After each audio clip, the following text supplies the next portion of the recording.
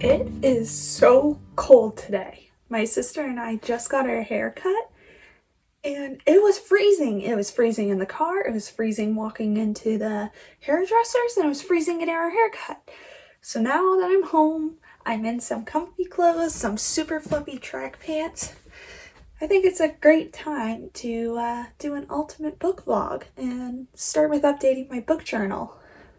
I've been pretty up to date with my book journal up until this point, like since moving back home, because I don't have access to a printer with free ink anymore. So I ran out of ink on my home printer, and then it took me a while just to restock it. So I've just been writing down all the books I've read.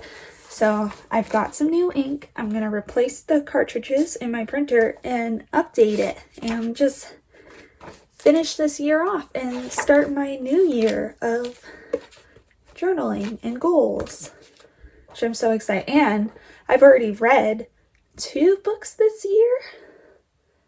Yeah, so Cinder and Scarlet I finished this year. I'm on to Cress. I've loved this series so far. It's been so enjoyable. I've been addicted to them. I've been drawing fan art, so it's been really great. So the first thing I have to do is just see what books I need to print out. Looks like I have 15 total, because some of the books I haven't written down, so I gotta try and remember what I finished in December.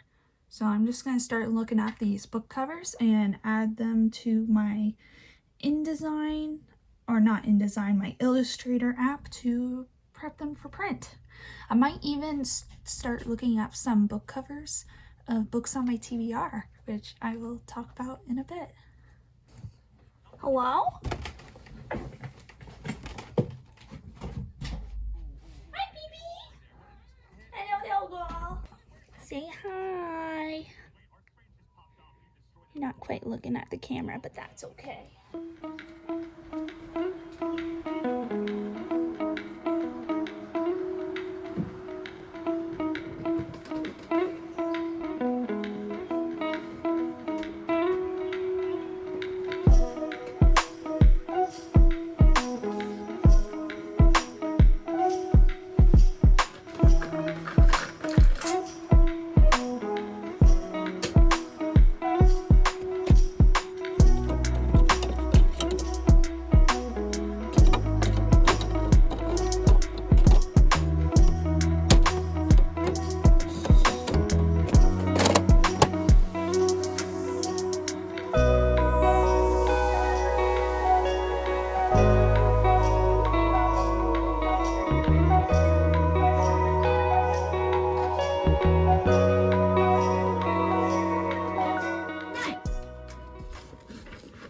I wish I had thicker paper than just regular printer paper, but honestly, it's just for me and it's for fun, so it's not too serious. This is gonna work just fine in my little book. I did make a mistake. I didn't realize I accidentally squished the paper, like I squished the images to the wrong side, so Nightbane here is a little clip there, but it's not that bad. So I'm just gonna keep it. I think I might have squished the images too when I quickly shuffled them over. I didn't realize that. But again, this is just for me. It's for fun. I'm not gonna be a perfectionist about it. So I'm gonna keep all these. I'm not gonna waste ink, and I'm gonna start cutting them out so I can start gluing them into my book journal. Yay! I'm so happy. Okay, so I know I just said I'm a perfectionist, so no, that's not what I said. I said I'm not gonna be a perfectionist. However, I am a bit of a perfectionist. But at times when it's easier, or like, oh my god, where are all my tools? So I've moved back home from school, and I'm still organizing my art supplies because downstairs was where I was doing my online schooling during COVID. However, that's been filled up with all my dorm stuff and my sister's apartment stuff since we've moved back home.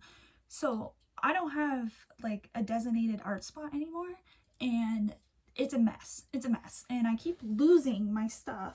So don't know where my X-Acto blade is, but I have my box cutter, so I'm going to use that with my ruler. So this is where I was going with that. You know, I'm still a bit of perfectionist. I enjoy cutting things out this way. It irritates me when I use scissors and I get wobbly lines, and for me this is just easier, so this is what I'm going to do. But I also can't find my cutting mat, so I'm just going to use this sketchbook. It's got a hard cover, so I'm just going to use the back of it. Yes, it's fine. I'm just going to use the back of this and start cutting things out. Man, that is frustrating though. I don't know, but I've got Marvel Rivals on the side. I got my matcha, so this is going to be great.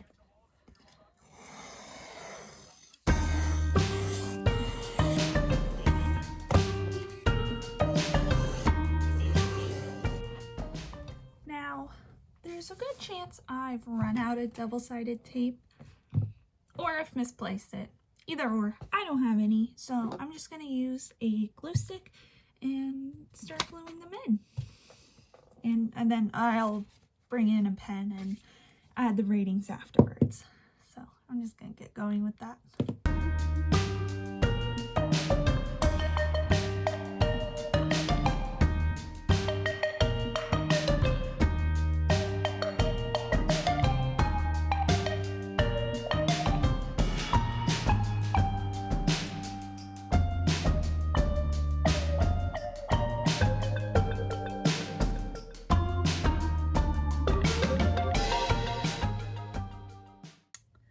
Look up exactly what it means to be a perfectionist, because you know, I can tell when things are off instantly, most of the time, I should say, actually. And I don't know, like, it bugs me, but not everything that bugs me about it not being perfect means that I feel like I have to fix it. Like, I can move past it pretty quick, but I always notice when it's something slightly off. So I don't know. Oh, I should have double checked what that was before I erased it. I think that was the pumpkin pie cafe, or pumpkin spice cafe. Let's put that in.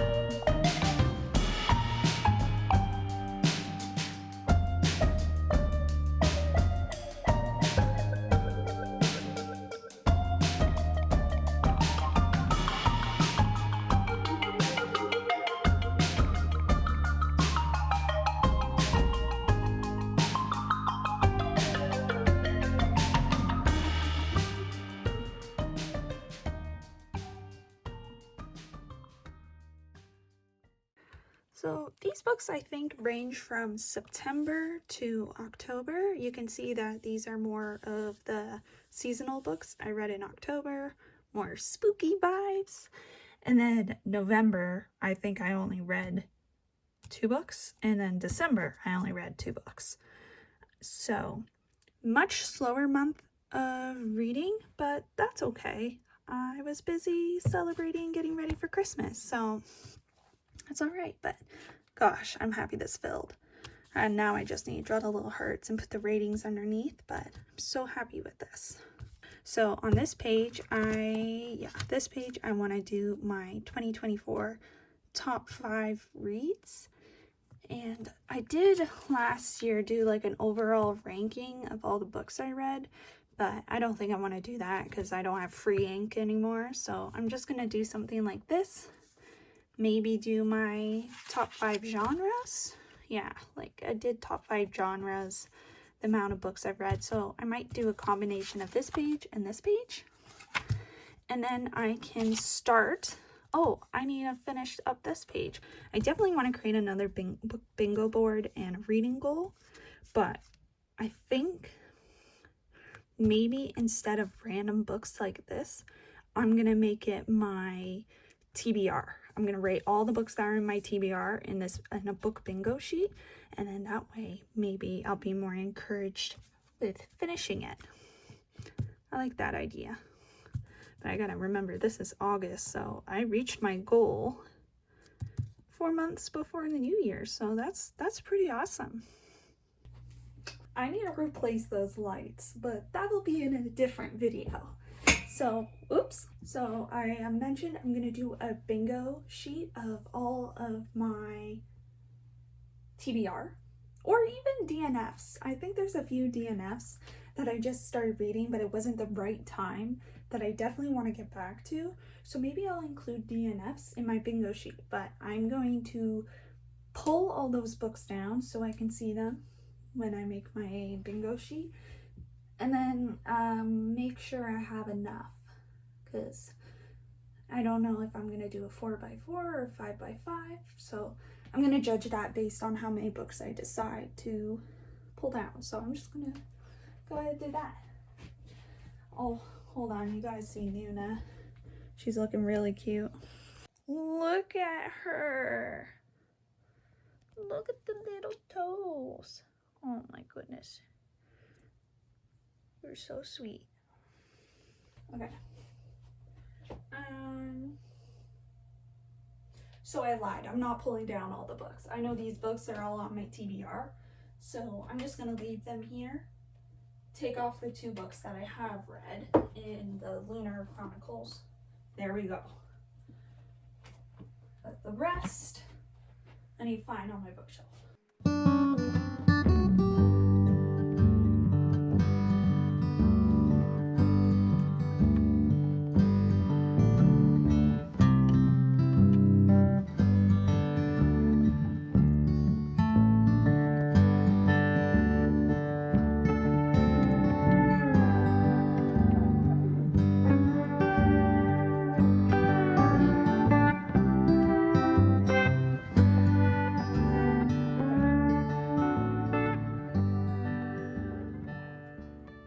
I will remove winter from my TBR because I know I'm gonna read it. So I've got 25 books, so that'll be my 5x5 bingo sheet. It's starting to get a little dark at 3:30. It is snowing, so there's a lot of clouds. The sun's not really shining. I'm gonna keep working on my little book journal and start adding up some numbers to get my wrap up all done, and I think tomorrow I'll check back in and show you guys what I've done, and we can move on to the next thing in this ultimate book vlog.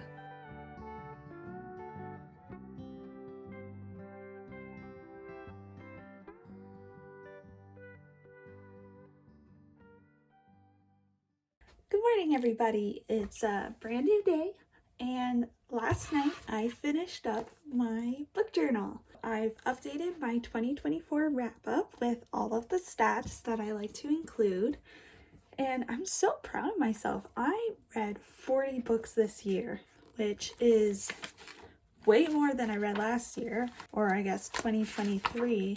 I read 28 books, so pretty darn proud of that. Yeah, my top 3 genres, no surprise, romance and fantasy are tied for number 1. And then number 3 is mystery. My favorite books I read this year. I'm not going to go into great details because, you know, sometimes I love the story, I love the characters, or I read it at the right place at the right time. It just hit me a little differently. So it's all personal preference.